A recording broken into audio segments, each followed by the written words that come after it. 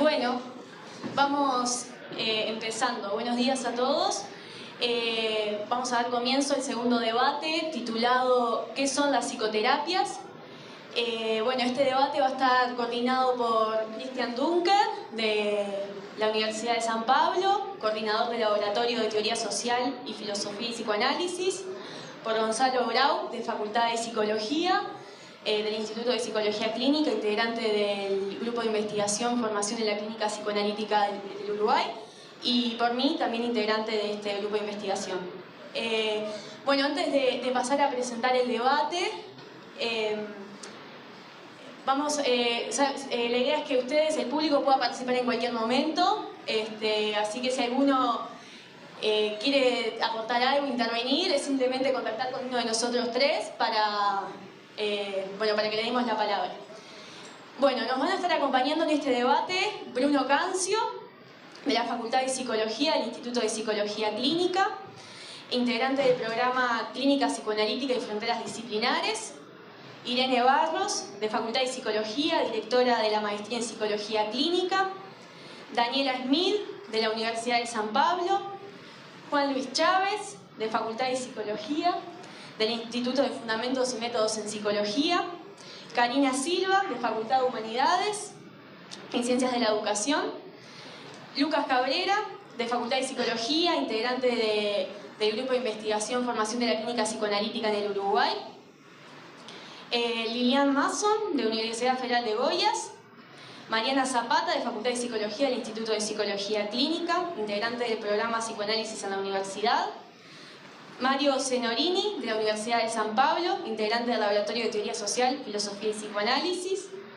Octavio Carrasco, de Facultad de Psicología del Instituto de Psicología Clínica, coordinador del programa Psicoanálisis en la Universidad; y Pedro Ambra, de la Universidad de San Pablo, integrante también del Laboratorio de Teoría Social, Filosofía y Psicoanálisis.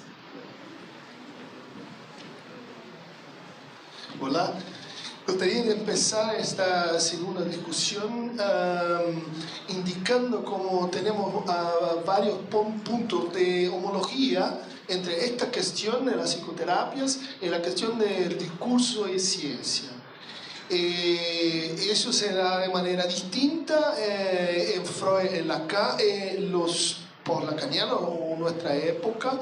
Por tanto, invitamos a ustedes para se posicionar en relación a las cuestiones específicas que son de dudas naturalezas. La primera cuestión que proponemos decorre del facto del campo de las psicoterapias de tener sido fundado o establecido, por lo menos en Alemania, por el propio Freud.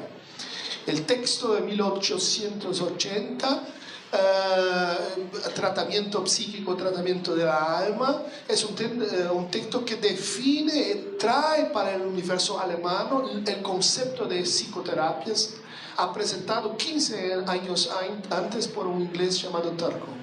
Por tanto, en este texto estás apuntadas las definiciones más generales que podemos reducirlas a 4 o 5 tesis que Freud ha empezado el campo de las psicoterapias. El primero es que las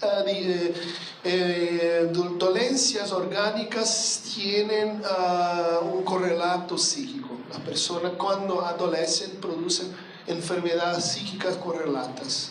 La segunda tesis es que los estados psíquicos específicos, Freud menciona la depresividad, induce, favorece la producción de afecciones orgánicas. El tercer punto es que la libre elección del psicoterapeuta concorre para la eficacia del proceso de curación, porque no se puede evitar el poder atribuido al médico en las psicoterapias. Es definido por Freud en este texto. En último lugar, él dice que las psicoterapias, y esto define el campo, operan por intermedio de la palabra. Ese es el punto clave de su definición. Pienso que eso varía en los tiempos, pero que tenemos que lembrar que Freud empezó el campo de las psicoterapias. El segundo punto que es un punto contemporáneo, dice respecto a definición de la psicoanálisis como una psicoterapia o solamente como una psicoterapia, cuál es la frontera que diverge y que aproxima psicoanálisis y psicoterapias. Eso es un debate similar a frontera que aproxima y separa psicoanálisis y ciencia. En este segundo tópico los invitaría a discutir la definición operacional de psicoanálisis llevada a cabo por las pesquisas de Leichering y Rabon, que dicen es preciso para un alineamiento científico de las pesquisas psicodinámicas o psicoanalíticas una definición operacional que permita comparar los efectos de diferentes prácticas psicoterápicas. Entonces la definición reza que las psicoterapias psicodinámicas de largo plazo, donde nosotros estamos inscritos, depende de intervenciones basadas en transferencia, hechas a largo plazo, pelo menos 53 sesiones, llevando en cuenta la relación transferencial entre analista o entre psicoterapeuta y paciente.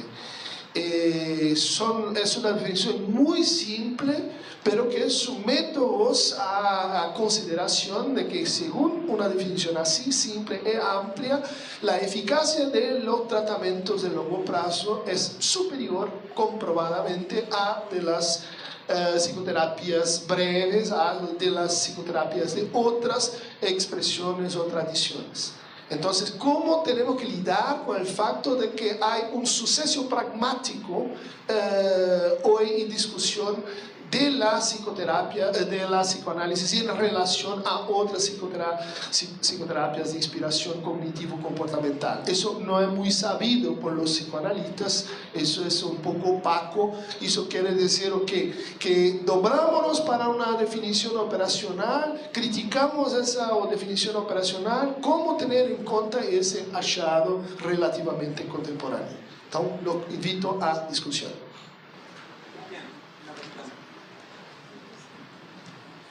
Una cosita nomás antes de arrancar que quería comentar. Este debate para nosotros, el Grupo de Investigación Formación de la Clínica Psicoanalítica en Uruguay, es especialmente interesante porque estamos haciendo, junto con el grupo de Cristian desde la Universidad de San Pablo, un estudio comparado, Uruguay-Brasil, de la constitución de las prácticas psicoterapéuticas. En nuestro caso estamos estudiando esto en la década del 30 hasta la década del 60. ¿Qué narrativas del sufrimiento estaban presentes en esa época y qué teorías de la transformación? Esto nomás para marcar que este debate tiene especial importancia, en este caso en nuestro contexto, que estamos investigando estas cuestiones.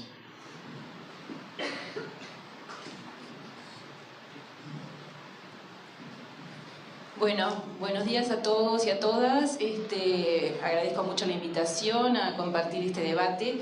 Y me gustó mucho cómo inició el profesor Dunker ya este intercambio, retomando esta conferencia ya muy temprana de Freud, donde ya está en ciernes todo lo básico de las definiciones de psicoanálisis y psicoterapia. Hay otra obra de 1904 que él vuelve a retomar esto, y me pareció como importante resaltar que él señala que justamente la terapia psicoanalítica o el tratamiento analítico es costosa, es difícil, es larga, y que inició justamente sus prácticas desafiada por aquellas patologías graves. Y él señala en esta obra de 1904 que todavía no la ha aprobado en ese momento para casos como más leves, moderados. Entonces ya el psicoanálisis o la terapia psicoanalítica, estamos en los inicios, es convocado y es demandado por dolencias que desafiaban el conocimiento de la época. Y yo creo que esto se sostiene porque tú hablabas de contemporaneidad, y la contemporaneidad siempre nos va a proponer nuevos desafíos. Hoy estamos atravesando cambios acelerados, cambios en las subjetividades, en cómo nos conformamos como sujeto, sujetos permanentemente tironeados, tensionados por los avances tecnológicos, bueno, la digitalización avanzada, los cambios en la robótica, la posibilidad de transformar el cuerpo, las temporalidades. Entonces tenemos que retomar, y siempre lo que nos permite el psicoanálisis es retomar todo esto y pensar justamente qué respuestas podemos dar, qué vigencia tiene, ¿no? Y replantearnos que justamente nunca se planteó como una propuesta psicoterapéutica fácil para casos fáciles, o sea que nuestras demandas siempre son difíciles. Otro tema que me gustaría proponer para seguir esta discusión es que nosotros en la Facultad de Psicología, el psicoanálisis en la universidad, tiene centros, servicios donde atendemos desde un marco psicoanalítico. No todas las terapias que se proponen aquí son desde ese marco. Entonces, tenemos propuestas que a veces son más breves, porque además de repente los consultantes y los pacientes o se retiran más tempranamente de los tratamientos o no llegan a formular una demanda clara. También tenemos que investigar, estamos investigando todo esto en los posgrados, que ahí hay una articulación de la investigación de la psicoterapia hacia el psicoanálisis en los posgrados, sobre todo la maestría de psicología clínica, que tiene que ver con justamente estas subjetividades que son producidas en la época y que tienen temporalidades y requerimientos permanentes y que a veces hace muy difícil sostener un tratamiento que nosotros le proponemos como de mayor alcance. Entonces la pregunta es, ¿pueden los sujetos en la actualidad todas sostener estos tratamientos de mayor alcance? ¿Qué respuestas le podemos dar? Sobre todo, por ejemplo, Freud en 1919 plantea en otra obra muy interesante que habla sobre la psicoterapia también y plantea esta cuestión del oro puro del psicoanálisis con la aleación con el cobre de la sugestión, llama él, ¿no? O sea, cómo podemos vincular esto de nuestras prácticas en las instituciones, donde tenemos que a veces adecuarnos a lógicas que son a veces de marcos sanitarios o educativos, que tiene otros tiempos y otros territorios, tienen otras lógicas. Entonces, a veces en esta adecuación a las instituciones, justamente, ¿qué es lo que podemos preservar? Bueno, la transferencia probablemente sea una de estas cuestiones. Pero muchas veces esta temporalidad, esto que decías tú de una investigación que plantea y hay un consenso, bueno, tienen que ser 53 sesiones. Yo me pondría a pensar si realmente tendrá que ver con 53 sesiones o quizá son momentos en los que se produce un encuentro psicoanalítico, se produce la emergencia de un sujeto, hay algo allí que se mueve y que de repente no son 53 sesiones, que tendríamos que pensar eso, ¿no? Yo lo voy dejando por acá y después seguimos.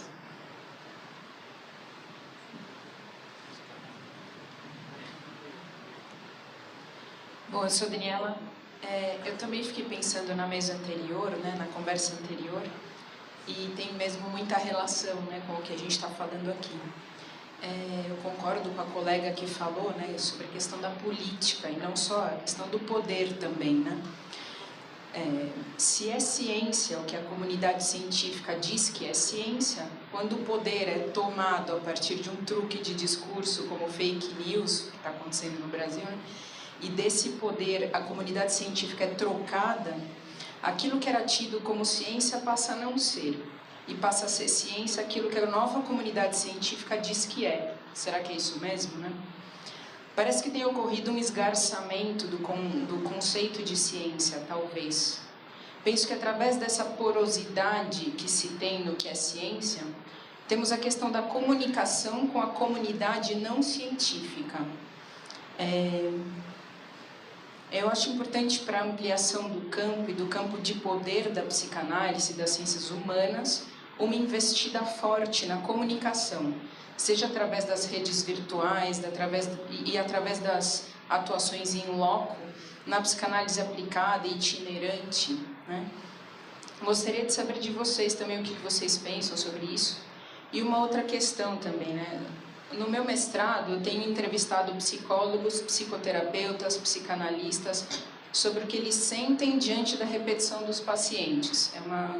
E nessas entrevistas eu tive um pensamento das coisas que eu ouvi ali, porque uma psicanalista freudiana me falou da sua prática e ela dizia sobre a sua inquietação de hoje em dia, que ela parecia precisar fazer às vezes de coach, de psicoterapeuta, cuidar de questões egóicas, segundo ela. E ela citava um texto da Rudine Scoll, que falava sobre o declínio da psicanálise ser culpa dos psicanalistas, uma questão da crise da psicanálise, né? Por outro lado, entrevistei um psicanalista lacaniano, e ele me falava também da sua prática. Dizia que não tem crise na psicanálise, porque todos os psicanalistas que ele conhece estão com seus consultórios cheios e há muita procura. Dizia ainda sobre a necessidade da postura do psicanalista, de não responder à demanda. Nesses exemplos, que eu penso que podem ser emblemáticos para dizer do que andam pensando e praticando os psicanalistas, me parece que há, por um lado, uma preocupação em perder o campo, perder poder, e, por outro lado, uma crença que o campo está bem definido, garantido. E também é uma coisa que eu queria ouvir de vocês, o que vocês pensam disso.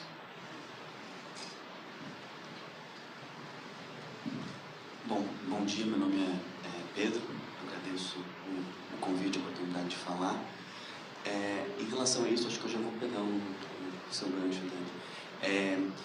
Tem algo que parece uma espécie de repetição na maneira pela qual a psicanálise, em especial a vertente lacaniana, narra a si mesma, né? Ela tende a se pensar como uma peste que está sempre, por um lado, pode ser muito perigosa, mas por outro, evoca reações de críticas muito fortes. Então, estamos próximos de desaparecer, né? E temos que lutar pela psicanálise e assim por diante. Por mais que, do ponto de vista concreto, por exemplo, acho que como você mencionou, no Brasil ela reconheça um relativo sucesso, né? Acho que tem uma questão aí, que inclusive a gente trabalhou no Cena Cult, que eu e o Rafa organizamos, tem texto do Christian também. Mas o que eu queria pontuar, na verdade, é mais uma inquietação que talvez articule uma questão maior sobre psicoterapias e neoliberalismo. Porque, enfim, chegou até mim um projeto de pesquisa de mestrado em psicologia que queria comparar duas intervenções, né? Uma era o coach e a outra era um negócio chamado homeostase quântica informacional. E, enfim, os métodos eram descritos de uma maneira muito difícil, tá? E isso começou a me fazer pensar, não tanto no que a gente é acostumado a ter, pelo menos no interior do lacanismo, né, essa espécie de relação ambígua com as psicoterapias. Por um lado, temos efeitos psicoterápicos, mas por outro, a psicanálise também se orienta por um não ser, né, por um não todo e assim por diante. Esse tipo de discussão acho que a gente circula relativamente bem. Mas eu acho que tem um outro ponto na cadeia, que é quando algo deixa de ser psicoterapia. Né? Eu acho que estou dando essa volta, porque acho que a gente talvez precise pensar um pouco mais de calma, o que define uma psicoterapia a partir das questões concretas, contemporâneas, que é, por exemplo, a multiplicação dos coaches. Né? O que é um coach? Ele teria, por exemplo, um horizonte de estratégia, política e tática claramente definidos? Será que algo que me ocorre para pensar esse fenômeno, uma espécie de uberização de uma forma de tratamento que percebam vocês, diferentemente dos anos 90, no qual 90, 2000, no qual a moda era a autoajuda, né? Dessa vez a gente tem algo um pouco distinto, porque inclui um outro, né? É o coach que ele vai lá e dizer, por uma coisa talvez um pouco próxima da sugestão, mas para mim isso coloca uma questão que é a seguinte: será que nesse caso, por exemplo, desse tipo de intervenção muito comum no universo do trabalho, ou melhor, que leva uma lógica de trabalho neoliberal para o interior de um tratamento, pelo menos entre aspas, será que não estaria em jogo uma espécie de inversão da ordem das importâncias entre tática, estratégia e política? Ou seja, será que no caso do coach, quem dá as cartas não é a tática? E, portanto, deixaria uma estratégia a ela submetida e a política a ela submetida, né? Se a gente notar como é importante o timing, seguir vamos dizer assim, os métodos de coaching. E, por último, uma outra coisa que me chama um pouco a atenção, numa similaridade talvez um pouco inquietante com a psicanálise, é que coaches formam coaches. Percebam que há algo ainda que muito distinto, que segue uma linha do que se entende como um final de uma análise. O final de análise produz um analista. Veja como a gente vai reencontrar uma problemática às avessas. Aí, os coaches formam coaches. Será que a modalidade pela qual essas comunidades são regidas é tão distante da nossa? Ou será que está se aproximando? Enfim, são questões que eu levantaria. Bueno, buenos días a todos. Muchas gracias a la organización por la invitación. Un gusto estar por acá. Mientras escuchaba a los colegas brasileños me estaba recriminando haber dejado Duolingo de portugués, que venía bárbaro. La lechucita estaba re contenta conmigo, me felicitaba todo el tiempo y lo abandoné. O sea que entendí parcialmente lo que decían los compañeros, lo poco que entendí me pareció interesantísimo. Planteo algunas cuestiones para seguir el debate. Me mandaba mail después la lechuza y me decía, vas bárbaro, Bruno, ¿por qué dejaste? Era como una especie de...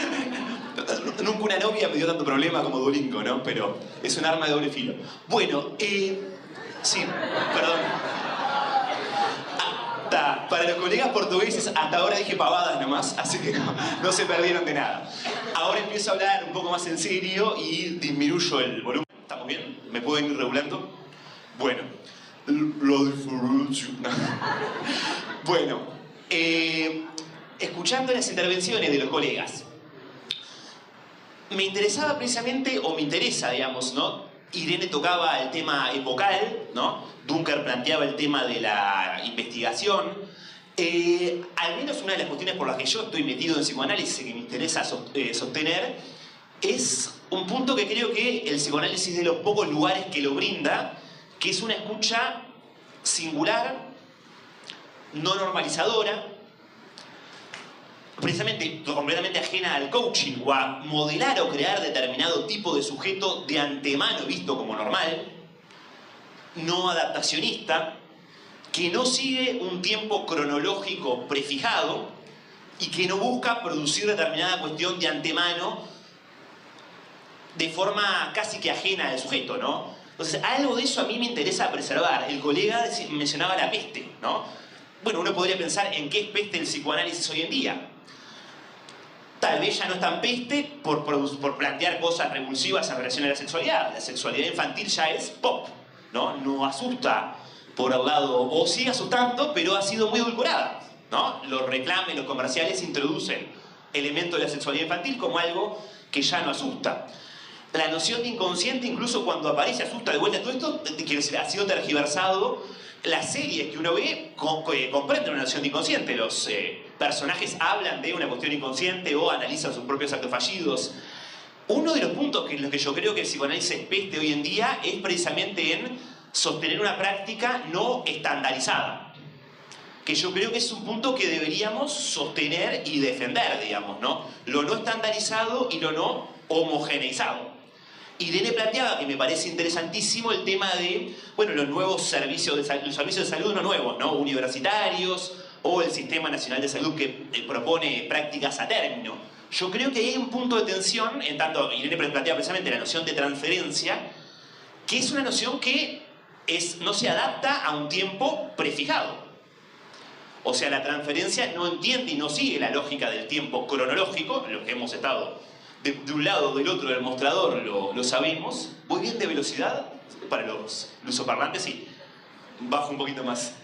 Entonces, ahí hay un punto de tensión que creo que los que trabajamos en psicoanálisis debemos dar una batalla, que es porque se respete el tiempo de la transferencia, que es un tiempo diferente al cronológico y que no se puede establecer de antemano en cantidad de meses o sesiones.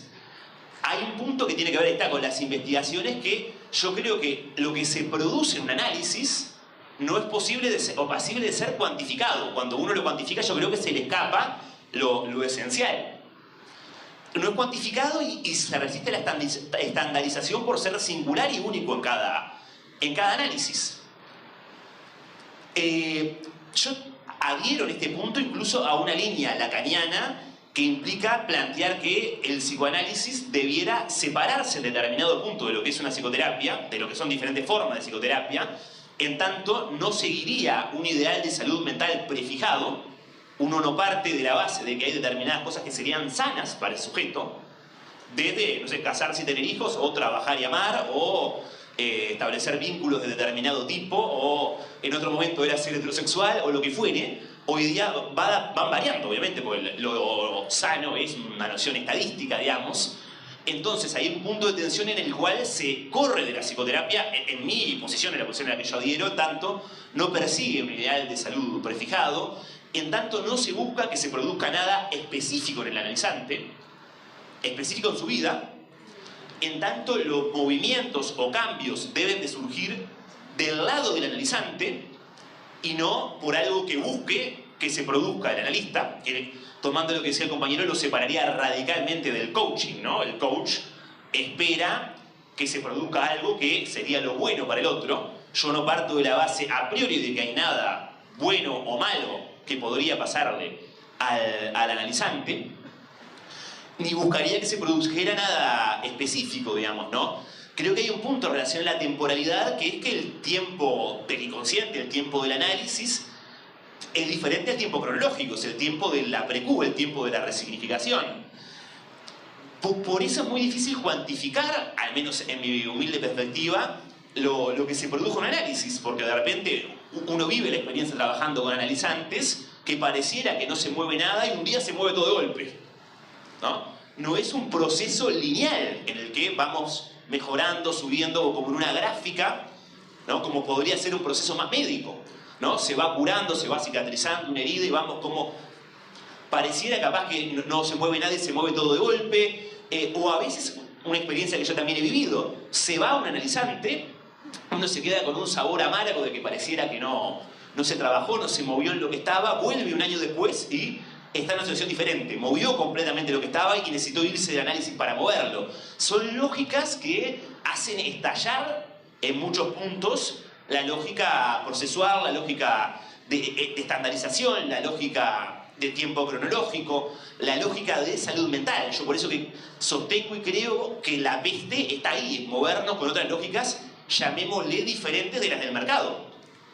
Uno, obviamente, para hacer hoy en día la lógica impera, la lógica de como decir, lo rápido, lo efectivo, lo que viene afuera del sujeto y produce un cambio en él sin que él haga nada, o el coaching, ¿no?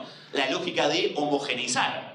Si tomamos determinados planteos, que me parecen interesantísimos, que de Lacan o retomado por analistas y autores contemporáneos, el psicoanálisis se ubica en un lugar muy diferente, o debiera, o sería interesante que se ubicase en un lugar muy diferente a esas lógicas psicoterapéuticas en muchos puntos. O sea que hay un punto de tensión que a mí me parece interesante sostener y que hace que el psicoanálisis esté a contracorriente en una línea diferente, ¿no? y en una línea poco aceptada, como lo estaba en la época de Freud por hablar de sexualidad infantil o por plantear la noción de inconsciente en un contexto positivista. Yo creo que hoy día esa es la peste que habría que sostener, digamos. Dejo por acá para no hablar tanto. Bom dia, eu sou o Mário, queria agradecer pelo convite, por estar aqui na mesa. E eu acho que queria começar falando um pouco sobre, retomando um pouco do que o Pedro falou, e seu nome, desculpa. Bruno. E o Bruno também, sobre essa relação dos coaches e, enfim, a relação da psicanálise com isso. Eu acho que a pesquisa que a gente faz hoje no LatexFIP vai um pouco de encontro nessa diferença, porque quando a gente se pergunta sobre o ideal, ou qual é a ideia de transformação que existe dentro dessas linhas, né? A gente não fala do coach na nossa pesquisa, mas quando o Bruno cita essa diferença do que o coach já tem um ideal de normalização, do que ele espera fazer, do que ele espera que o seu, não sei nem se chama paciente, como se chama alguém que vai ao coach, ou seja, o coach tem que fazer ações, uma espécie de método bem rigoroso, com tarefas, etc. E a psicanálise vai pela via totalmente oposta disso, me parece, no sentido de uma escuta que não tem um objetivo de normalização ou um ideal onde você quer levar o paciente, digamos assim, e de prescrição. E eu acho talvez aí que esteja um pouco dessa... Você fala da peste, né? E você traz algumas coisas que foram polêmicas na época do Freud, assim, né? Talvez essas coisas não sejam mais tão polêmicas hoje, mas acho que a posição do psicanalista, dessa recusa de uma certa prescrição de ações, de prescrições que sejam morais ou de ideais de conduta do paciente, eu acredito que ainda seja esse ponto de resistência, talvez um dos mais interessantes que a gente tem dentro da psicanálise, que coloca a gente nessa posição de escuta, então, e não de sugestão, que é uma diferença que o Freud vai colocar no texto que são as psicoterapias, por exemplo, né, em que ele tenta diferenciar o que é a análise do que era uma psicoterapia padrão, via sugestiva, da hipnose, etc. E aí, além desse fenômeno do coach, uma coisa talvez que me lembrou e que eu ouvi esses dias e que me deixou um pouco, enfim, incomodado, são os aplicativos de psicoterapia agora. Eu vi um que chama Fala Freud. Ele é um chat em que você se cadastra, e aí tem um fenômeno da uberização, né, porque o analista se cadastra ali também como alguém que está predisposto a atender pessoas para esse chat. Mas você não tem pacientes fixos, e nem os pacientes têm analistas fixos. Ele é 24 horas, você manda mensagem, quem estiver online no momento te responde. E aí te responde com uma espécie de fala que, enfim, uma coisa meio... técnicas para acalmar o paciente, uma crise de ansiedade, esse tipo de coisa. E eu acho que muitas vezes a gente se exime desses debates. A psicanálise não tem nada a ver com isso, a gente, enfim, é outra coisa. E quando a gente volta para o debate público, a gente perde espaço, porque a gente se coloca um pouco afastado dessas questões, ou elas ficam muito restritas a um público que está próximo da psicanálise. Enfim, eu acho que a iniciativa do Christian com o canal no YouTube, por exemplo, é uma coisa que faz a psicanálise voltar mais na cultura de novo. Você. Bom dia, obrigada pelo convite. Essa questão da temporalidade é muito cara para mim e foi muito bom ouvi-los. Eu queria trazer algumas questões pensando a crise de pânico como um certo emblema de algo de uma configuração do sofrimento e das formas como se chega e também como é tratado. Então, tem um sofrimento que aparece num corpo que nessa lógica não pode parar, né? Então, de certa forma, a crise de pânico ela já traz uma aceleração, mas uma paralisação que faz o sujeito se questionar.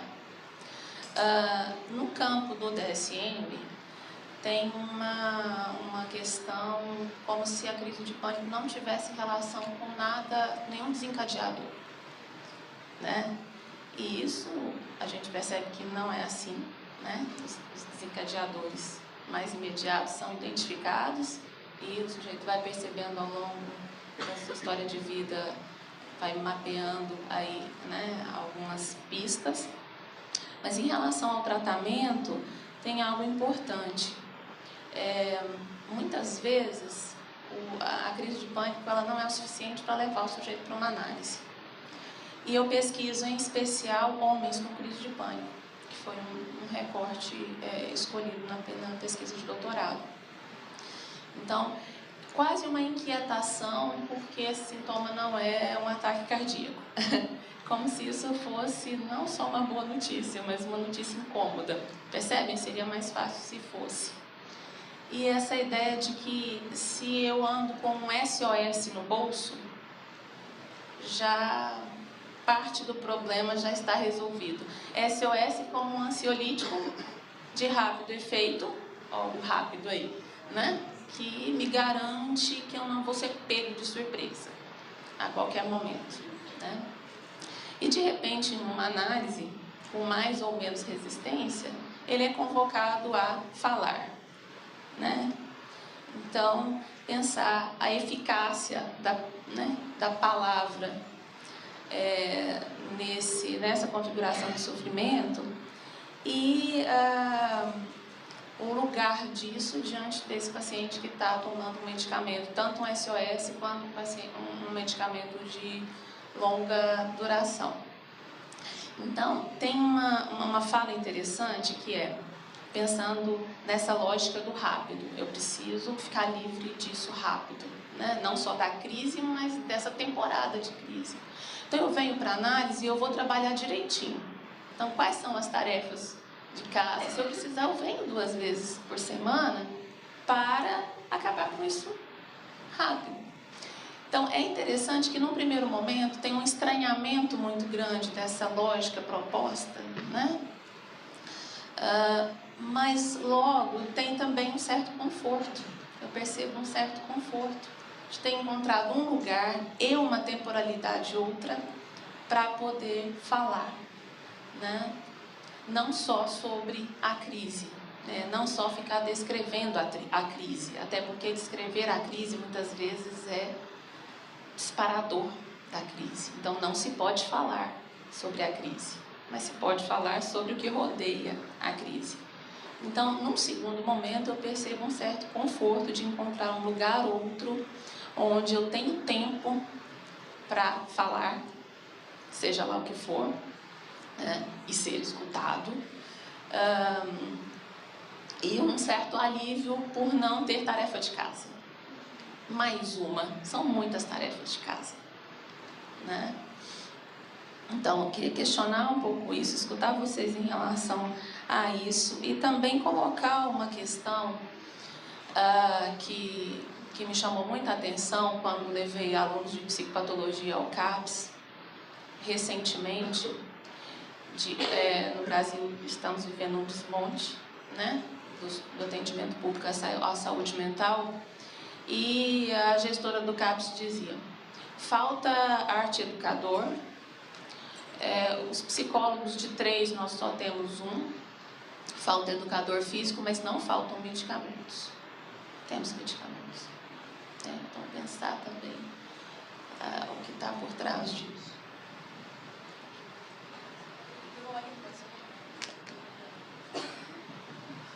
Bueno, no, yo quería comentar una cosa en relación a esto que traía Cristian.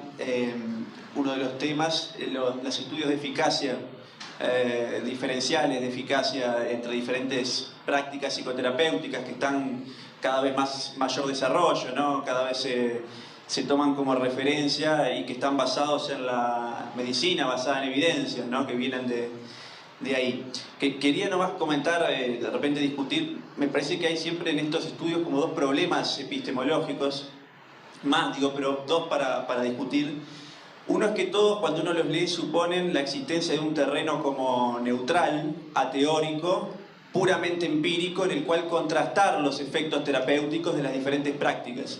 O sea, para poder contrastar los efectos tienen que suponer la existencia de un terreno puramente empírico, ateórico, en el cual, digamos, esas diferentes prácticas se pueden medir. Por ejemplo, cuando una de las cosas que usan estos estudios son cuestionarios de síntomas, pero cuando uno lee los cuestionarios de síntomas están llenos de presupuestos teóricos. O sea que ya el instrumento con el que se evalúa la eficacia diferencial ya presupone una teoría. O sea, no hay un problema que es difícil conseguir un terreno neutro, ateórico, para poder contrastar estas diferentes perspectivas. Y el otro me parece que tiene que ver con que las diferentes prácticas psicoterapéuticas no siempre tienen el mismo fin. O sea, para evaluar la eficacia tendríamos que suponer que tienen el mismo fin, la misma meta, el mismo objetivo. Y lo que es, por ejemplo, lo que puede ser un indicador de éxito para una práctica psicoterapéutica, no necesariamente lo es para otra. Entonces, también hay un problema en relación a los fines. No todas las prácticas psicoterapéuticas tienen el mismo fin. Por ejemplo, capaz que para una práctica cognitivo-conductual la remisión sintomática es criterio de éxito. No así de repente para otra práctica. Entonces, al no estar el mismo fin en juego, no se puede evaluar, contrastar de forma directa. Me parece como unos temas para pensar.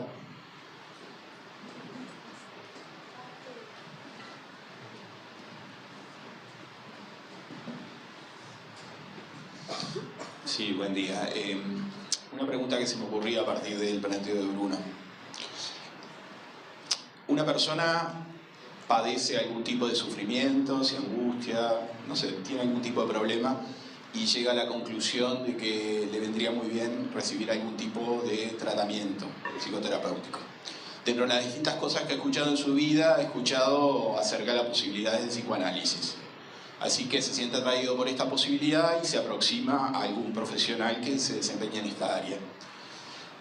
En función de su capacidad de pago y de lo que está dispuesto a abonar por ese servicio, elige un profesional que será más caro y de más trayectoria, y si tiene posibilidad de pagarlo, o será alguien que está dando sus primeros pasos y por lo tanto tiene honorarios más bajos.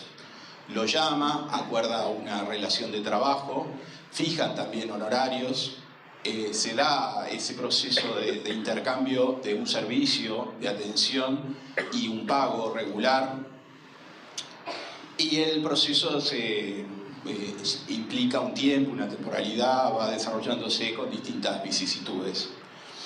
Pero aparece claramente una relación donde hay una demanda y hay una oferta. ¿Qué te hace pensar que esa relación no esté dentro de la lógica, no escape a la lógica del mercado?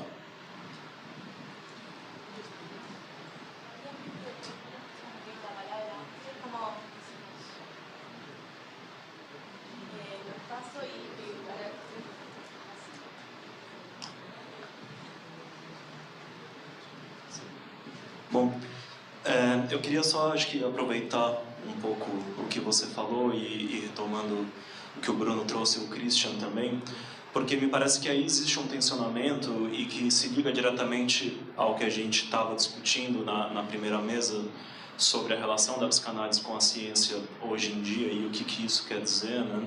E porque historicamente a gente vê, isso fica muito claro, por exemplo, no livro do Joel Dor, publicado no começo dos anos 80, sobre a cientificidade da psicanálise, o quanto, por um lado, a alteridade radical como horizonte ético da psicanálise, né, para usar um termo do Nelson, é algo inegociável dentro do pensamento psicanalítico, e, por outro lado, o quanto isso coloca certos entraves quando a gente pensa sobre a relação da psicanálise com a ciência e a produção de estudos, e que muitas vezes os psicanalistas, digamos, capitulam, desistem frente a esses entraves, e algo que me parece que não seja necessário, né? Esse experimento que o Christian trouxe é um estudo, né, um experimento especial, né, do Lichter e do Rabun, né?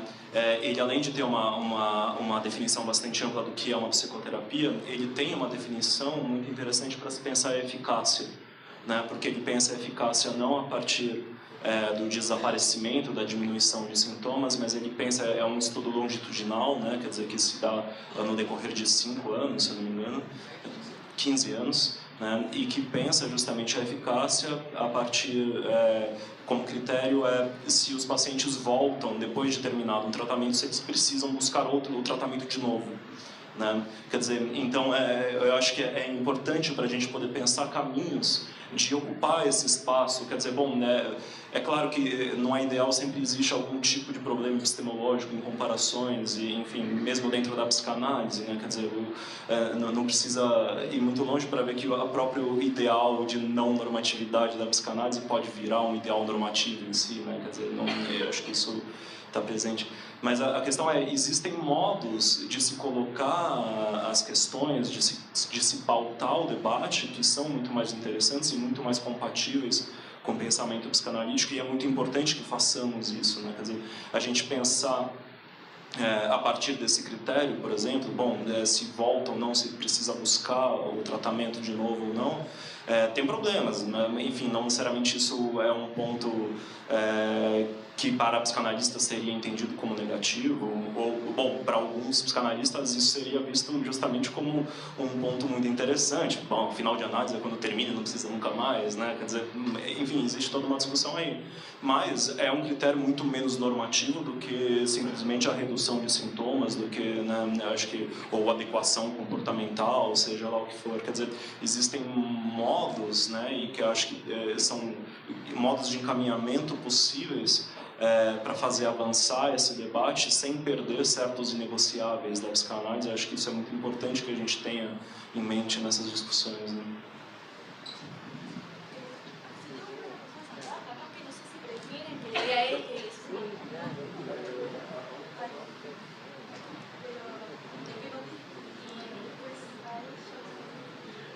Talvez eu queria fazer uma intervenção para tentar organizar um pouco as intervenções, né?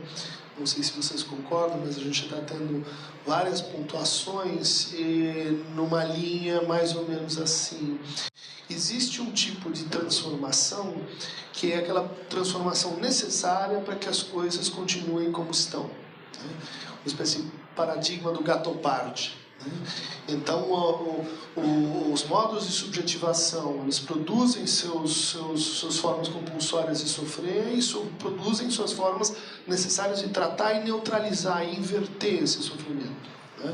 Talvez o ponto que o Pedrinho estava lembrando, né, é que se a psicanálise é uma peste, é porque ela consegue fazer a crítica desse processo.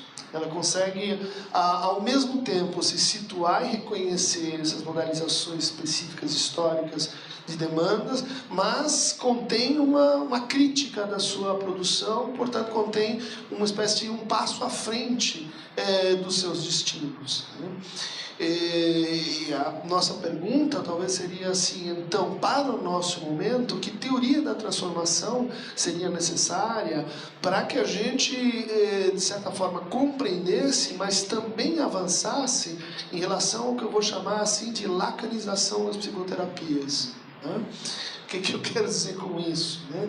De certa forma, vários enunciados críticos Lacan nos anos 60, nos anos 70, eles se tornaram assim à frente da sua época, no sentido em que a gente poderia, isso é uma tese aqui de datação para a gente discutir, dividir o neoliberalismo em dois momentos, né? Um primeiro momento muito marcado pelo avaliacionismo, pela financiarização da subjetividade, pela livre negociação, por um tipo específico de contratualismo, por uma modificação do lugar do Estado em relação ao sofrimento das pessoas, não mais protegendo o sofrimento, mas induzindo o sofrimento, por uma outra forma de produção, né? O Pedrinho falou em uberização, em flexibilização de leis e dispositivos protetivos. Quer dizer, a gente tem um primeiro momento neoliberal, que é uma desativação das figuras do liberalismo clássico, né? E, portanto, do individualismo clássico. Mas a gente tem um segundo momento, que talvez tenha começado aí de 2008 para frente, com a crise imobiliária, que talvez ela pudesse ser assim bem lido como um momento de lacanização, né? Porque o que ela vai propor, né? A gente não precisa mais de estruturas fortes de controle, qualificação e de autorização. O mercado faz isso. O mercado do Uber diz quem que é o melhor taxista, quem que é o pior taxista, né? Quer dizer, a ciência, ela muda, ela deriva um pouco o seu lugar. Ela não é mais o árbitro, né, que vai dizer isso aqui sim, aquilo lá não, né? Vocês estavam falando do coach, mas o coach é uma estratégia, eu estou brincando, né, mas por outro lado falando em busca desse modelo crítico, é uma estratégia extremamente lacaniana, porque você parte da demanda do sujeito, você não propõe, não induz nenhum tipo ideal para onde a pessoa quer ir. Você diz assim, que é uma espécie de psycho trainer, né? Você pergunta para a pessoa onde você quer ir, e a pessoa estabelece os seus ideais, suas metas, e você simplesmente acompanha aquelas metas, né? Você faz com que a pessoa cumpra aquilo que ela quer. Claro que é uma adaptação ideológica, mas a gente não tem aqui aquele padrão clássico de norma, né, de como deve funcionar o sujeito, e você tem que se adequar a essa norma, e nós vamos controlar isso porque temos uma tecnologia assim, invasiva. É uma tecnologia leve, é uma tecnologia que está baseada na auto-organização. Então vamos pensar do ponto de vista institucional, né? Onde é que estão as instituições fortes, né? Dizendo isso aqui é um psicanalista, aquele não é um psicanalista, esse sim, aquele não. O lacanismo trouxe essa hibridização de modelos de informação, essa abertura para, se autorize por si mesmo. É o que está acontecendo no segundo tempo do neoliberalismo. Se autorize por si mesmo, faça o seu app, faça o seu coach, invente a sua quântica, não sei das quantas. E é ligado com o desejo, exatamente. Nós vamos levar o seu desejo à frente, né? Então, acho que o nosso problema é reconhecer que, de certa maneira, aquilo que era avançado, né, nos anos 60 e 70 se tornou ideológico, né, se confirmou como uma antecipação temporal para inventar o que seria assim, um outro modelo de crítica, um outro modelo de transformação. Se a gente não quer esse modelo, qual é o que a gente precisaria se colocar para pensar um momento neoliberal 2, um momento do cavalo de pau neoliberal, que é o que estamos vivendo agora, né? Então, acho que isso contempla assim, várias das colocações aqui, né? Não sei se... Vai lá, Ivana. Me parece que uno contesta la pregunta que le hizo Luis de forma muy directa y enseguida ya le pasamos a Benor. Bueno, respondiendo a la pregunta esta que me hizo Luis Jiménez, que me parece súper interesante. En primer lugar, yo no planteo en absoluto, por favor no se malentienda, que el psicoanálisis esté por fuera del mercado. Obviamente uno vive dentro del mercado, el paciente o el analizante me da plata, yo esa plata la gasto, digamos, ¿no? O sea que no está por fuera del mercado, no planteo eso. Sí planteo que hay determinadas lógicas propias del mercado que deben operar de forma diferente en un análisis, ¿no? Entonces, ahora tomando el ejemplo, digamos, que me planteaba Luis, viene por eso alguien y me paga plata y contrata un servicio mío, ¿no? ¿Cuál sería la lógica diferente o la lógica, digamos, tradicional del mercado que yo no debería seguir cuando alguien le paga plata a otro por un servicio? Hoy día, ¿no? En primer lugar, la respuesta rápida a lo que yo te estoy pidiendo. En primer lugar, es la lógica del cliente siempre tiene la razón. En lacaniense podría decirse satisfacer la demanda, ¿no? Yo te estoy pagando, entonces tenés que darme un servicio de acuerdo a lo que yo te pido. O sea que ahí ya se instaura un punto de tensión y un punto de incomodidad en el posicionamiento analítico. Me está pagando, pero yo no voy a buscar que él esté contento. La lógica de hay que tener al cliente contento. O sea que hay una lógica propia del mercado a la cual uno tiene que resistirse. Voy a permitir que él despliegue su transferencia singular hacia mí, que puede hacer incluso que él esté furioso conmigo. Y voy a sostener su furia, si me estoy posicionando analíticamente. Algo muy diferente a lo que haría un profesional de otro tipo, o un vendedor que se posicionara en el mercado, que va a buscar que su cliente, cuando hace las encuestas de satisfacción de clientes, esté contento. Un analizante puede estar furioso conmigo y atacándome y atacando el análisis de mi trabajo, y yo puedo considerar que eso no implica que el análisis no esté marchando, sino que él está desplegando algo transferencial que necesita desplegarlo hacia mí, y yo tengo que sostener su enojo a pesar de que sea incómodo para mí, a pesar de que sea tenso, a pesar de que pueda ser displacentero, a pesar de que me gustaría más o me resultaría más agradable que llegáramos a un acuerdo, tranquilizar eso, tenerlo contento. Ahí hay una lógica entonces diferente. Otra lógica es la lógica de la no garantía. A nivel del mercado se busca, o los productos buscan garantizar en tanto tiempo, por lo general es breve, o le devolvemos su dinero, la satisfacción del cliente.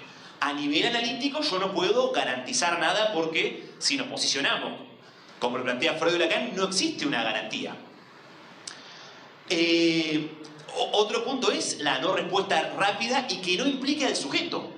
En un vínculo de mercado tradicional, yo no soy economista, estoy describiendo lo que uno ve a nivel de vínculo de mercado, obviamente, ¿no? Yo le pago a otro para que otro trabaje para mí, ¿no? Contraté a un pintor el otro día, él es el que pinta, yo me quedo escuchando música mientras pinta. En el posicionamiento analítico o en la lógica de trabajo analítica, él me va a pagar para trabajar él. Esto me lo enseñó mi primer analista, ¿no? Me lo enseñó sin decírmelo, digamos, ¿no? Y esto es súper clínico. Los analizantes que más modificaciones producen son los que más trabajan ellos. ¿No? Esto no sé si está estudiado a nivel empírico, pero un punto central para mí es dejar que trabaje el analizante. Lacan lo llamaba analizante y no analizado, digamos, ¿no? pero que gustaría de comentar, porque estos puntos son puntos clave del neoliberalismo. El neoliberalismo está diciendo, no hay garantía. El neoliberalismo está diciendo, trabaja para nosotros, hace la autoavaliación, hace todas las cosas, entrégate antes que en los bancos, trabaja para nosotros. Y también hay un truque lacaniano que es decir, no responde a demanda porque el paciente está respondiendo, está satisfaciendo demanda. Y eso está en coaching. Tú se oras o volta tus ojos para ti mismo, está la solución. Ya está perfecto, solamente que no reconoce que está siendo satisfecha por tú mismo. Son ejemplos cabales de cómo tácticas y reflexiones críticas lacanianas se transforman en imperativo posible, nominaciones posibles, neoliberalismo. Yo veo una diferencia radical entre el neoliberalismo que te dice trabaja, como tú le dijiste, para mí, trabaja para la empresa, para lo que quiere la empresa, para el ideal de la empresa, y el posicionamiento analítico que es trabaja, pero trabaja para vos. Yo no quiero nada puntual de vos. Ahí está la cuestión a sostener. Entre trabajar para un ideal que quiere la empresa y trabajar para que se pueda modificación vos. Perdón. Está bien, Cristian. Primero, muchas gracias por estar acá, por esta intensa jornada. No creo que Lacan sea un proto-neoliberal, pero vale el desafío y pensarlo un poquito, ¿no? Comparto que en un análisis uno de los pocos lugares donde uno paga para trabajar. Paga para trabajar en relación a qué, a su deseo, paga para trabajar. No es la lógica como lo explicaba Bruno, de que, bueno, uno paga para recibir un servicio, que es distinto. Uno paga para trabajar. ¿Trabajar qué? Bueno, soy consciente. ¿Con qué finalidad? Bueno, si es posible que algo de su deseo corra para su bien, no para el del otro. Creo que ahí, si pueden haber enunciados similares que se parezcan en relación al neoliberalismo, es interesante lo que traes, pero básicamente en el neoliberalismo, más que en el liberalismo, se trabaja para el capital, para alimentar el capital. ¿Cómo se expresa eso? Bajo formas del mercado donde uno podrá acceder con muchas cuotas, repitiendo lo simbólico de las cuotas, con una tarjeta, con un cartón, o solo se queda pegado en la vidriera mirando, sin poder comprar nada. Yo creo que en esto me hacía recordar varias la intervención tuya, ¿tu nombre, perdón? Leiliani. Me hacía acordar en relación a lo que parece ser un cierto paradigma, como decía Gonzalo, yo le llamaría fármaco-medicina, y le agregaría un elemento más. Cyborg, farma, tecnología. Ese es el modelo, me parece, que de a poco se está metiendo en la salud mental también, en las psicoterapias también, que me hace mantener la opción de que el psicoanálisis no es una psicoterapia. Cuando Milán me invitaba para participar en este debate, decía, no, hago una psicoterapia, aquí voy a hablar de psicoterapia. Yo no hago psicoterapia, yo hago psicoanálisis. Le dije, bueno, está bien. Es cierto que desde el padre Freud es una psicoterapia, en tanto intenta que, bueno, bla, bla, bla, bla. La herencia médica. Hay muchas diferencias. Varios lo han mencionado, Bruno y otros lo han mencionado, las diferencias. Pero básicamente la terapia tiene ese modelo de que un sujeto va a tomar un servicio. ¿Para qué? Para sentirse bien, para ser feliz, para no sufrir. Cierto que cuando un paciente va a un análisis, muchas veces ni siquiera sabe que va con un analista. A veces sí. La diferencia va a estar en que si se encuentra con un analista o con uno que se hace pasar por psicoanalista, que son cosas distintas. ¿Por qué digo esto? Contemporáneamente, todos los psicoterapeutas copian, imitan o hacen una impostura de los psicoanalistas. Todos. Sean de la corriente que sea. Incluso si son psiquiatras.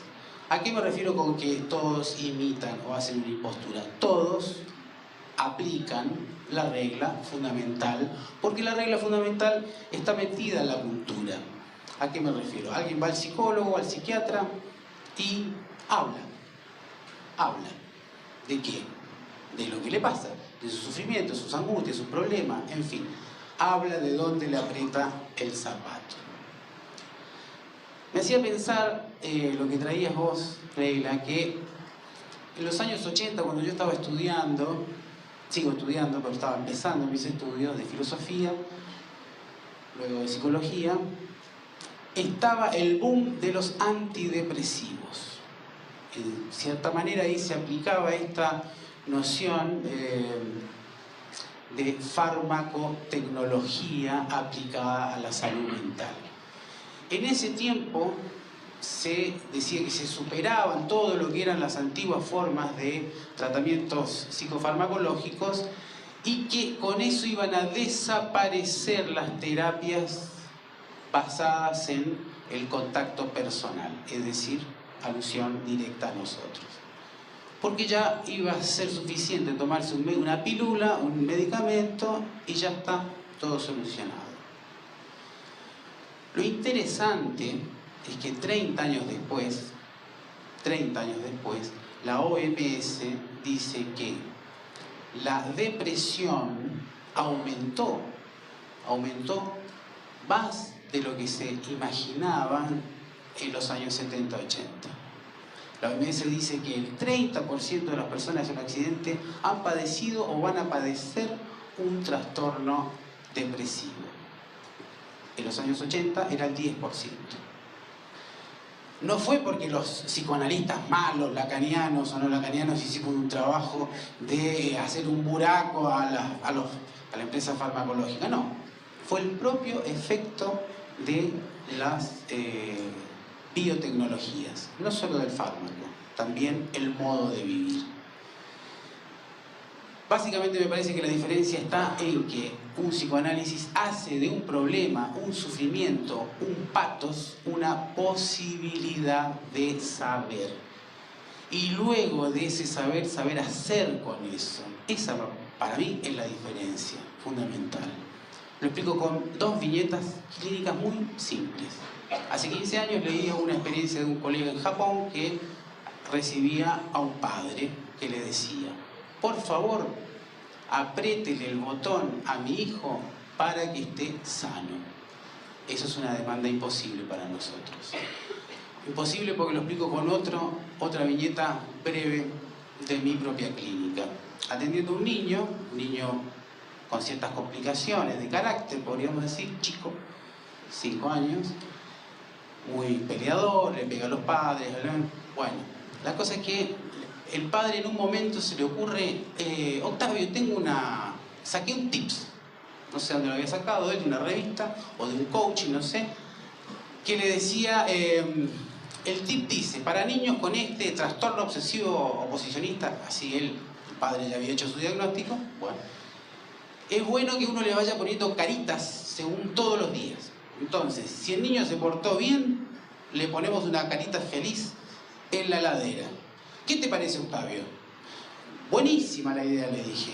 Padre, está buena, pero con una condición: que también tu hijo pueda poner una carita según cómo te portaste vos. Creo que el punto del trabajo del analista es cómo implica al sujeto en su propio problema. Si no, estamos perdidos. Buenísimas las intervenciones de todos. Le voy a pasar la palabra a Karina, que es una compañera invitada de la mesa. Capaz que acércate. Y tengo 6-7 personas anotadas del público para participar. Capaz que, bueno, vayan pensando las intervenciones en función del tiempo que tenemos, ¿sí?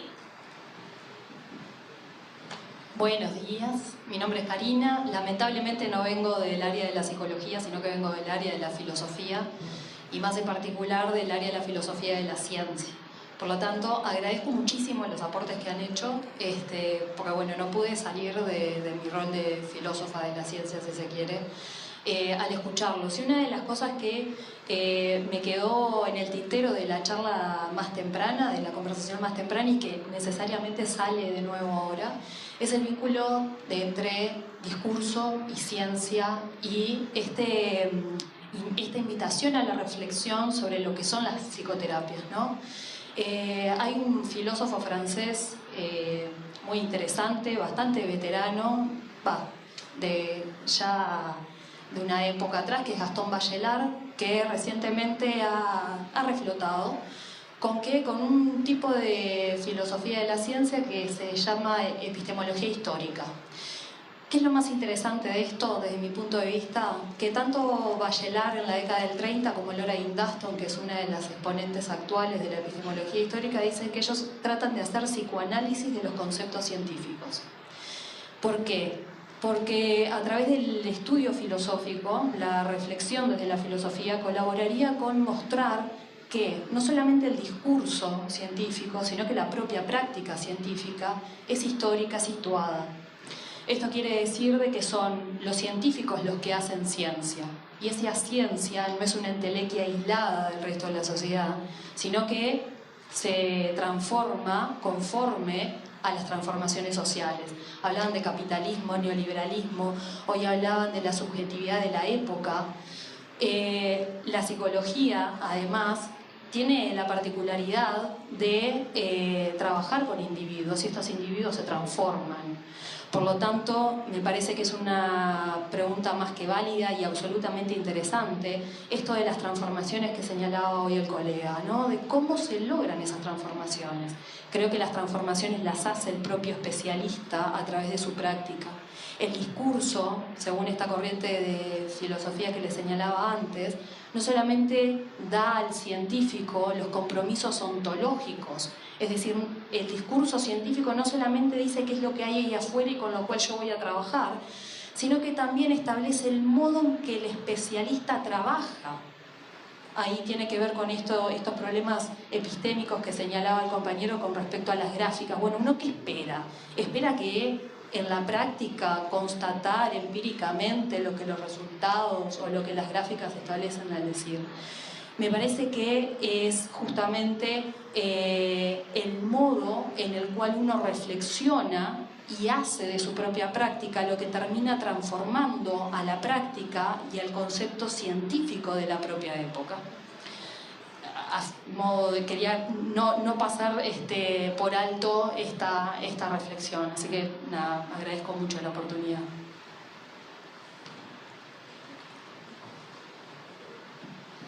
Eu vou falar bem lentamente, mais rápido. A questão vai ser rápida, é paradoxal.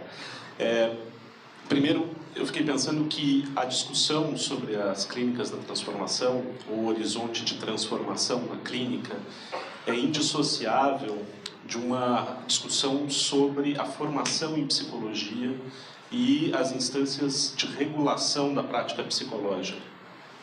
Há alguns meses atrás eu acompanhei a apresentação de uma pesquisa de um pesquisador colombiano em que ele analisou vários currículos de faculdades de psicologia na América Latina e chegou a um conceito que é o conceito de formação pluriparadigmática.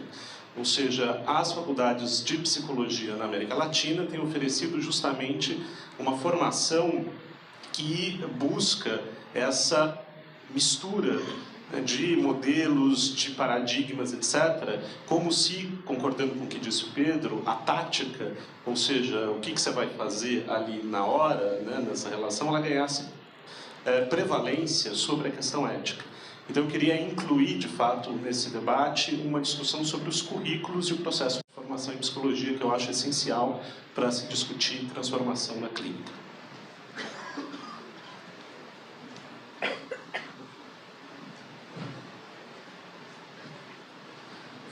Bom, meu nome é Fernando. Eu queria retomar uma questão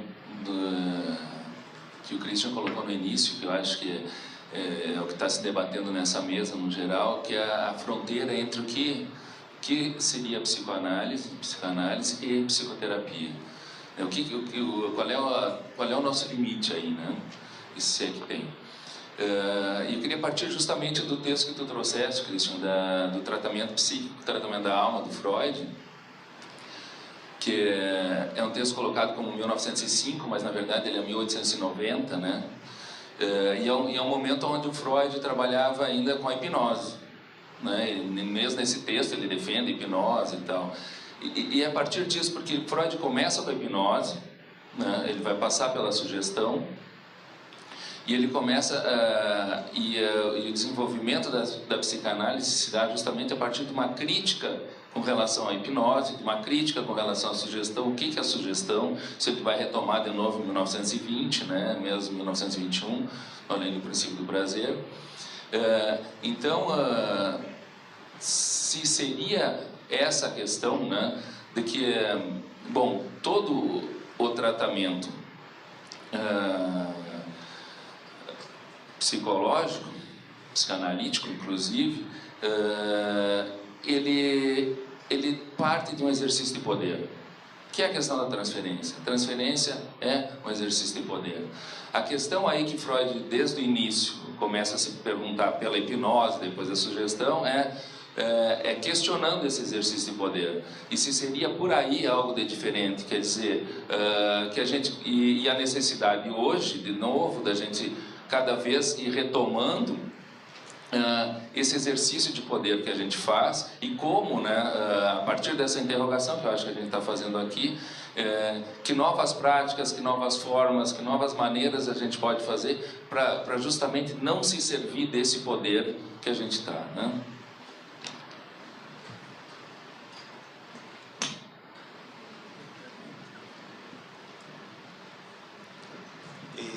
Sí, mi nombre es Pedro. Bueno, yo me quedé pensando, interesantísima la mesa, me gusta la dinámica también que toma este conversatorio. Me quedaba pensando en un texto de Canguilhem, ¿no? Porque hay un texto de Canguilhem que no sé, me llamó la atención que no apareciera en la mesa con ese título, que es unas psicoterapias, ese texto de Canguilhem, que es la psicología. Me parece que plantea una cuestión que de algún modo sería interesante plantearla. Creo que para el psicoanálisis también, supongo yo que sería interesante plantearla, que es, digamos, en determinado momento Canguilhem dice algo así como la psicología se comporta frente a sus individuos, digamos, reconociendo un conjunto de problemas, dificultades, patologías que son conflictos o anomalías en la relación entre el individuo y su medio, pero desconociendo la especificidad de la relación de un individuo humano con su medio, es decir, en particular desconociendo la especificidad de lo que, digamos, Canguilhem llama en ese texto un medio sociotécnico, digamos, ¿no? O desconociendo las características peculiares de la evolución histórica. Parece que hay un punto a tener, ¿no? Yo, qué sé yo, como notaba, digamos, ¿no? La emergencia de, bueno, ahí se constituye un sujeto, un individuo, digamos, no sé, una noción que parece de sentido común en el discurso de terapeutas y psicoanalistas, pero que tal vez, digamos, convendría pensarla desde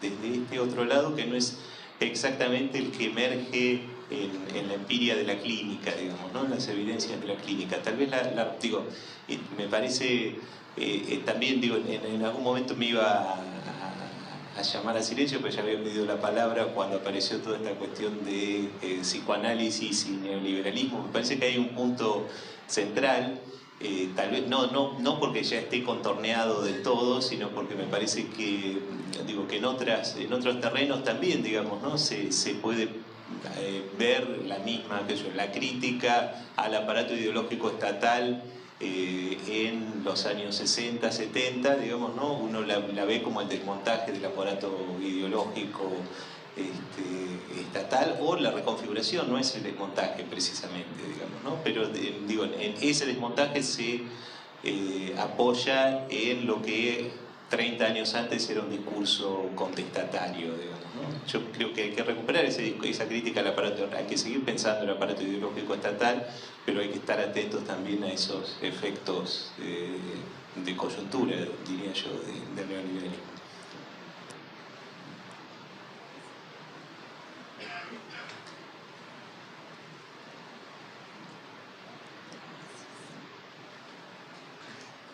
Olá. Na verdade, eu queria ir um pouco na mesma esteira do Fábio e do Fernando. Eu sou a Clarice. E discutir um pouco mais porque eu acho que a mesa ela trouxe um apanhado geral sobre a racionalidade neoliberal dentro das práticas psicoterápicas. Então, eu acho que a gente precisa discutir mesmo essa fragmentação das práticas psicoterápicas, mas eu queria voltar a discussão para a potência da psicoterapia de uma maneira geral, né? Então, o Fernando traz essa questão da transferência, por exemplo, né? Se a gente não tivesse lá atrás esse ponto de origem nosso, né, misto da clínica médica com a psicoterapia no Freud, a gente não teria pensado esses operadores, né? A transferência e a forma como a gente trabalha e exerce ela. E aí, eu acho que uma questão que talvez pudesse direcionar mais esse debate para os outros debates também, seria pensar se a gente, dentro da formação, por exemplo, em psicologia, se a gente não consegue fazer uma discussão sobre o que é um psicólogo ou um analista também generalista, e não fragmentado dentro das suas práticas muito específicas. Porque, por exemplo, esse é um problema que a gente enfrenta no Brasil com o MEC, né? Com a forma como os cursos de psicologia acabam voltando para espaços muito pequenos de atuação, cada vez mais fragmentados pelo mercado para responder a uma certa demanda, e a gente perde a noção de ter uma prática generalista, né? E eu acho que, enfim, a psicoterapia como prática generalista, assim como a análise, ótimo. E é isso. Fazer dar um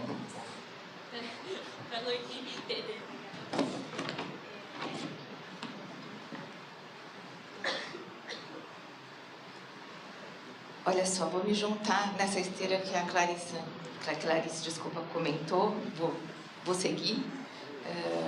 Fernando, primeiro te diria que eu estava aqui angustiada para falar, porque estava pensando, poxa, se nessa definição de psicoterapia que o Cristiano apresenta aqui e propõe, a gente está falando duas vezes na ideia de transferência associada à experiência do tempo, e a gente não está falando de vínculo para dizer disso que existe entre o terapeuta e o seu paciente, é porque a gente está na discussão sobre uma determinada forma de cuidar da experiência de poder numa psicoterapia.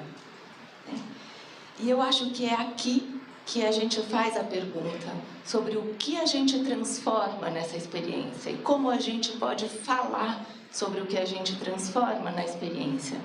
Porque fiquei aqui como via paradigmática de pensamento a clínica do autismo, que coloca em jogo que sim, transformamos, né? A prática psicanalítica com os autistas é absolutamente transformadora, as pessoas caminham na construção do seu outro de síntese e participam do laço social, e a nossa questão é como nós estamos informando sobre essas transformações para discutir isso no campo político, né? Então a gente informa muito mal, porque há essa ideia da perspectiva do poder, da perspectiva do poder num tratamento, não está em jogo na discussão sobre eficácia, né?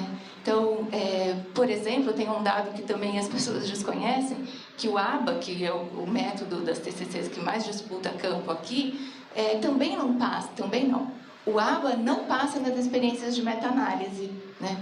E aí isso retorna como ali é eficaz, Isso retorna a anulação social, isso ali é isso eficaz, e aqui, do ponto de vista da clínica da psicanálise, não é. Porque tem algo que eles estão sabendo fazer para dizer sobre o que transformam, que está cooptado e muito facilmente aderido pelo que é o discurso neoliberal na atualidade, na linha da transformação do sintoma, lá, mas que a gente não está sabendo construir vias de informação com outros elementos que incluam a dimensão da responsabilização, né, da responsabilidade e da discussão do poder nisso que a gente conduz na clínica.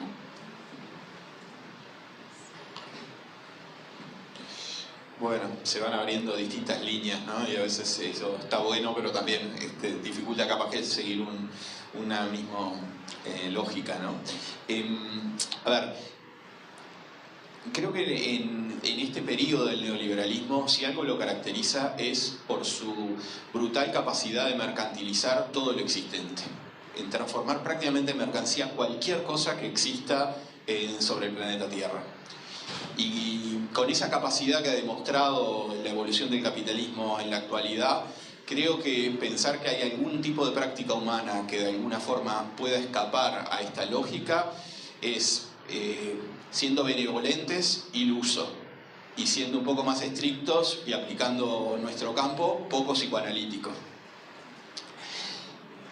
En realidad me parece que los argumentos planteados para tratar de mostrar que la relación psicoanalítica no entraría dentro de la lógica de mercado, lo único que hace, a mi gusto, es mostrar que el tipo de producto que se ofrece es un producto distinto a otros productos que se ofrecen en el mercado, y no que la relación no sea una relación que también está regulada por las lógicas del mercado. Por supuesto es distinto el producto. No se ofrece satisfacción inmediata al cliente, no se ofrece garantía, no se ofrece que alguien se va a ocupar por él de solucionar sus problemas. Es que el producto que se ofrece es distinto, pero la relación que se establece es una relación que está fuertemente atravesada, no podría ser de otra manera, por las lógicas del mercado, que hoy regulan nuestra vida mal que nos pese.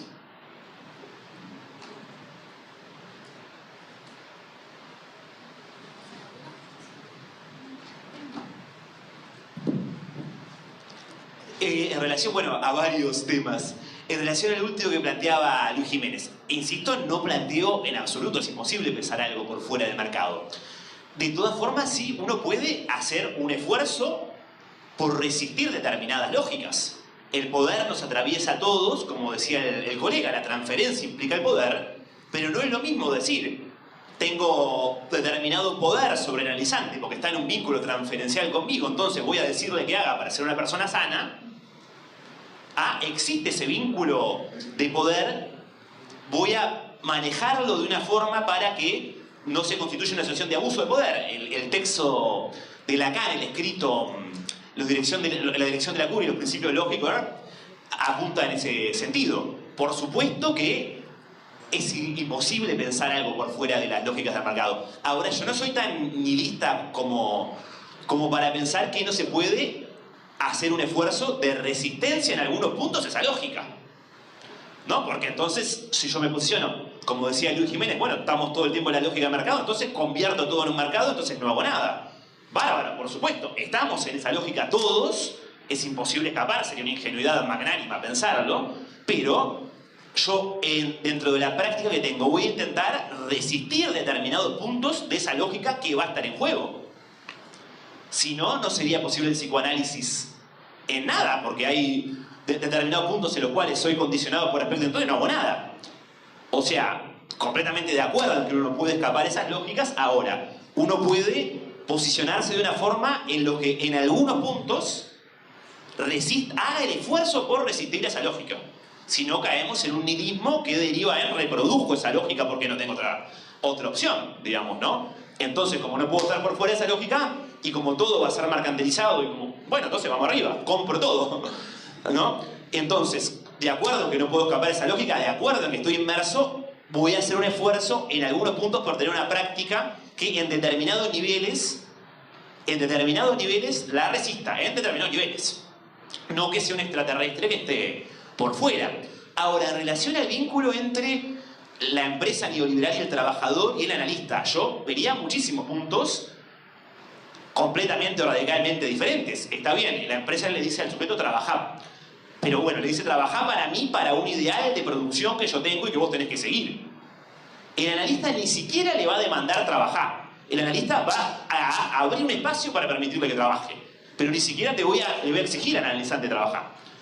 Y el correrme de un ideal de salud prefijado, de salud mental, llamémosle, va a hacer que el trabajo, o va a posibilitar, o voy a intentar que el trabajo sea para que se produzca un movimiento del sujeto que no siga una lógica que sea la que a mí me parece sana, que es un punto opuesto a el de una empresa neoliberal que va a buscar que sus trabajadores se homogeneicen de acuerdo a su ideal de buen trabajador y lo va a premiar cuando lo están haciendo, lo va a sancionar cuando no lo hacen.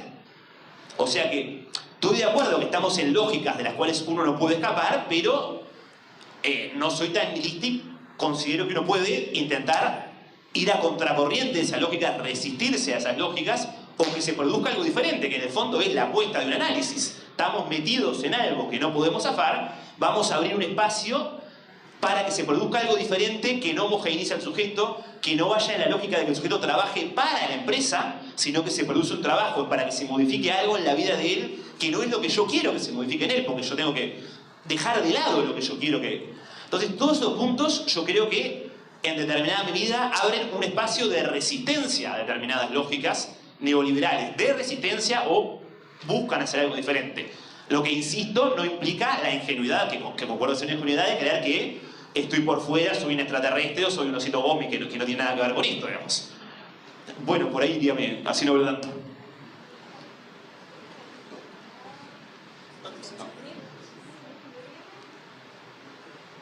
Perceba como você cita repetidamente a questão da empresa. Como se houvesse essa entidade que diretamente demanda coisas para o sujeito que trabalha. Esse é um modelo de pensar o capitalismo datado.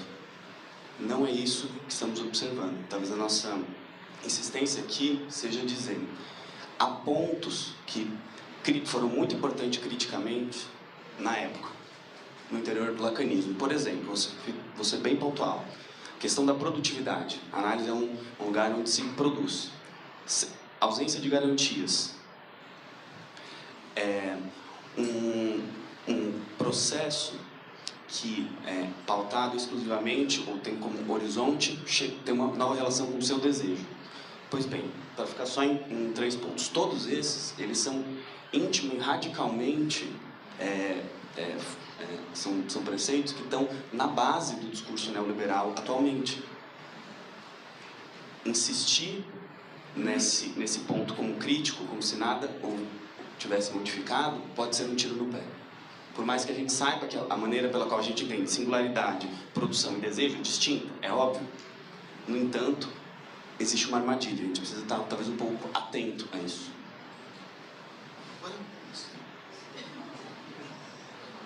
Como estão?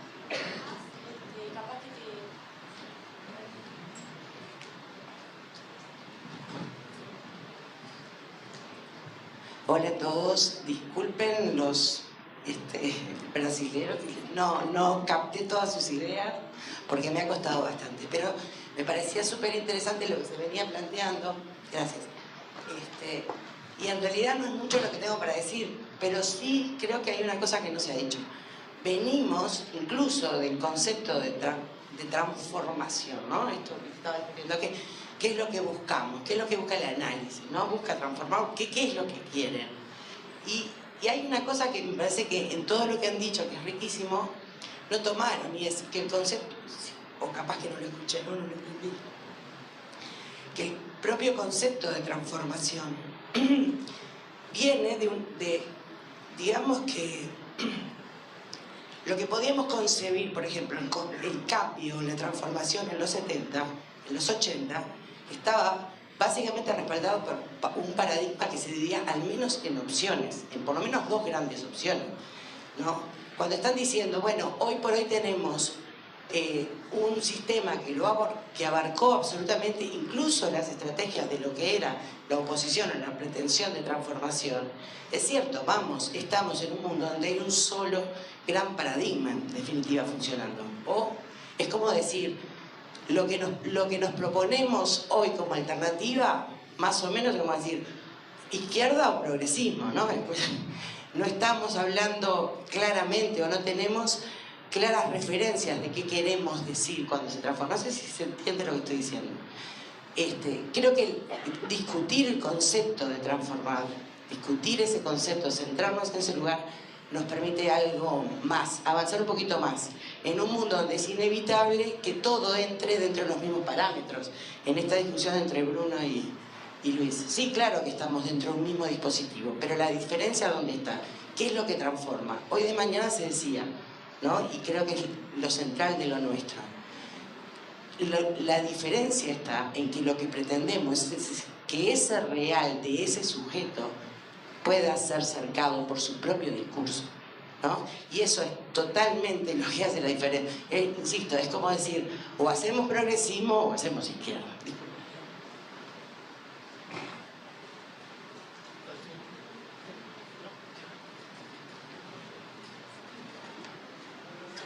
Lo mío es breve. Comparto un poco las observaciones que se están haciendo, que hay ciertas lógicas del neoliberalismo que se acercan a ciertos planteos del psicoanálisis, es cierto, pero no creo que por eso el psicoanálisis sea neoliberal o que esté defendiendo un modo de transformación neoliberal. Primero porque es claro que en el coach está ligado al emprendedurismo, a ser emprendedor. Y el emprendedor es como el de pedido ya, el del Uber, que básicamente usa su tiempo libre para ganar más dinero, o sea, obtiene un bien tangible que le hace ser más feliz, pero con una relación con objetos materiales. En el psicoanálisis, los objetos que puedan estar en relación, o los bienes, no necesariamente son tangibles, y de hecho las transformaciones que se producen muchas veces uno no tiene mucha idea de lo que está ocurriendo. Uno sabe que está ocurriendo algo, pero no sabe bien lo que está ocurriendo. Después, otra diferencia central están las metas. Si yo defino metas explícitamente, ya hay un objetivo explícito que se nos presenta como un objeto, como si fuera un bien material. Aunque no fuera un bien material en sí, se nos va a presentar como un bien material. Ahora, cuando no hay metas definidas, los bienes no necesariamente se nos presentan como bienes materiales y no toda relación es una relación de emprendedurismo. Por lo tanto, yo creo que sí puede haber diferencias entre un psicoanálisis y no psicoanálisis. Obviamente habría que ver si en toda relación analítica, de análisis, analizante-analista, obviamente se juega de manera totalmente diferente, puede pasar, y de hecho comparto que puede ocurrir, de hecho ocurre, que llegue alguien con una lógica de emprendedor. El tipo, decime qué tengo que hacer para que me vaya bien, para que sea feliz, para que pueda estar bien con mi pareja, para que no sé cuánto, y así por delante, y parece que todas las metas se definen hoy, ¿no? O sea, va lento. Lo que digo es que... No, lo que digo es que puede haber que hay ciertos pacientes que plantean muchas metas, muchos objetivos para resolver hoy, que se nos presentan como si fueran bienes de consumo, bienes materiales, pero no todo el mundo lo hace.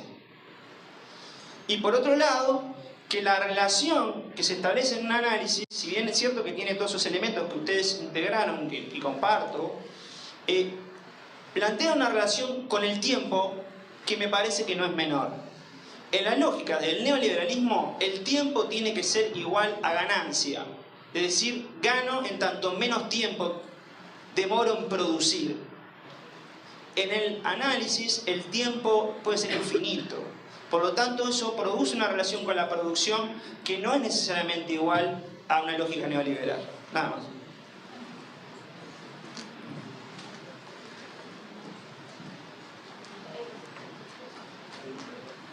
Una pequeña discrepancia con Marcelo. Yo creo que en el neoliberalismo no se trata de producir, se trata de consumir. Ya vamos terminando. Gracias. Yo creo que esa discusión es una discusión muy central, pero yo no estoy ni un poco de acuerdo con la posibilidad de una articulación entre lacanismo y neoliberalismo. Yo creo que la perspectiva no está bien colocada, porque, claro, de una manera analógica, no hay no hay pensamiento contemporáneo que no tenga alguna analogía posible con ciertos dispositivos neoliberales. Yo diría mismo que esto es un tipo de crítica que se usa mucho contra el pensamiento francés contemporáneo. Por ejemplo, hay personas que dicen no, hay relaciones profundas entre Deleuze, Guattari y el neoliberalismo. Foucault en verdad es neoliberal. Ahora nos estamos diciendo no, pero hay cosas en el lacanismo que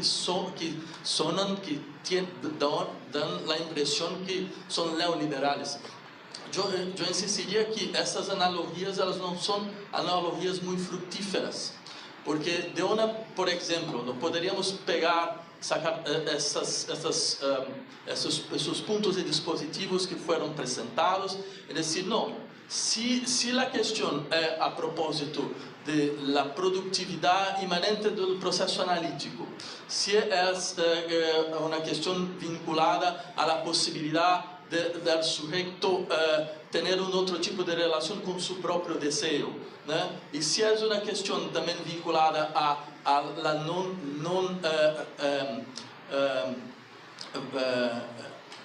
¿cómo se dice? La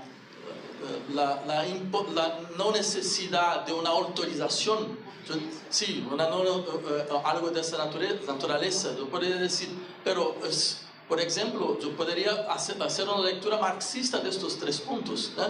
Decir, sí, pero Marx ha dicho la misma cosa, de una cierta manera, que nosotros debemos, primero, asumir una productividad que no es exactamente la productividad del trabajo, pero de otro tipo de actividad, que de otra parte no debemos más demandar ningún tipo de autorización para la acción y la asociación. Es un tercer elemento que nos debemos reconstituir el campo de la autonomía posible.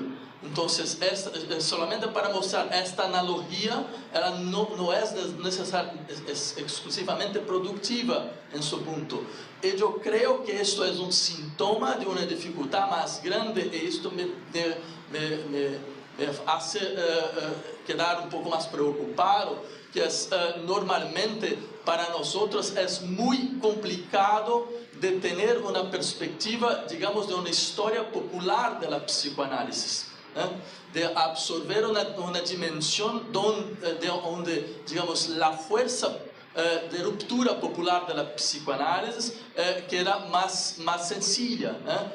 Entonces esto nos hace de una cierta manera a ir en una otra dirección, de pensar cómo el discurso psicoanalítico será de una manera o de otra absorbido en el interior de un nuevo ethos propio a una dimensión, digamos, de reproducción social y material que es propio del neoliberalismo, ¿no? Yo creo que quizás digamos, el esfuerzo más importante hoy sería de insistir que hay una dimensión subterránea, ¿no? Y popular de la psicoanálisis, de mostrar exactamente dónde ella está. Cristian, se hace algo cortito y se cierra Irene, ¿sí?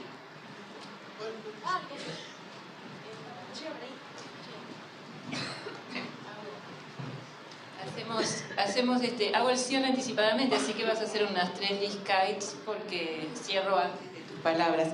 No, yo quería plantear, no me voy a meter en estas cuestiones de neoliberalismo psicoanálisis, que es muy interesante y es una necesaria discusión, y quería citar una frase de Stefan Zweig, que fue un escritor ensayista que, bueno, supongo que todos conocemos, que es como un reconocimiento de nuestros colegas brasileños, porque Stefan Zweig huyó de Europa, bueno, se exilió de Europa durante el nazismo, durante la Segunda Guerra Mundial, y muere en Petrópolis, Brasil, en 1942, y bueno, escribe justamente una de sus novelas que es Memorias de Europa, es como la diosa Europa, ¿no? y rescato acá justamente un psicoanálisis oponiéndose al exterminio del sujeto. Entonces, él termina su obra, que es, la recomiendo si no la leyeron, La curación por el espíritu, que creo que es de 1930, donde él trabaja la relación de Mesmer, Mary Baker Eddy y Freud, y habla del psicoanálisis así. Dice, y mientras los especialistas siguen sin poder aceptar que su obra se adecue estrictamente al sentido escolar de la medicina, la filosofía y las ciencias naturales, mientras los consejeros privados y los eruditos siguen discutiendo con encono acerca de detalles y finalidades, la teoría de Freud ha demostrado ser, desde hace tiempo, irrefutablemente verdadera, en el sentido creador que Goethe acuñó en su frase inolvidable: solo lo fecundo es verdadero. Y yo, bueno, quería compartir esta frase con ustedes hoy. Pienso que está bien, podemos encerrar esta conversación. Hay muchas cuestiones pendientes, la formación, la epistemología histórica, las cuestiones sobre el neoliberalismo y psicoanálisis que están se acumulando en nuestra conversa. Espero que no las percamos para la secuencia de las conversaciones, de modo que encontremos una línea de continuidad en nuestro debate. Estoy muy satisfecho. Gracias.